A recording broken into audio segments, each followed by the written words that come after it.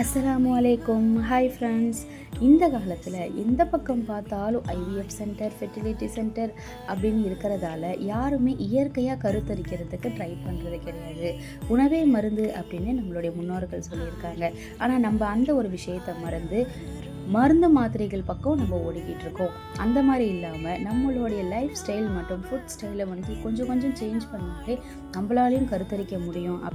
நீங்கள் ஸ்க்ரீனில் பார்க்குற எல்லா ஃபீட்பேக்ஸுமே நம்மக்கிட்ட ட்ரீட்மெண்ட் எடுத்து, அதாவது 1% கூட மெடிசனே இல்லாமல் இயற்கையான உணவு பழக்கத்தின் மூலயமா மட்டுமே கருத்தரித்து குழந்தையும் பிறந்திருக்குது. அவங்களுடைய வேல்யூபிளான ஃபீட்பேக்கை தான் நம்ம இந்த வீடியோவில் பார்த்துக்கிட்டு இருக்கோம். எவ்வளோ க்யூட்டான பேபிஸாக இருக்காங்கன்னு பார்த்தீங்களா? 1% கூட மெடிசனே இல்லாமல் பிறந்தவங்க. இது பாசிபிள் தானா அப்படின்னு நினைக்கிறீங்களா? ஆமாம், 100% பாசிபிள் தான். மற்ற டீட்டெயில்ஸ்க்கு ஸ்க்ரீனில் தெரிகிற நம்பரை காண்டாக்ட் பண்ணி உங்களுடைய டீட்டெயில்ஸை கேட்டுக்கோங்க. அஸ்ஸலாமு அலைக்கும்.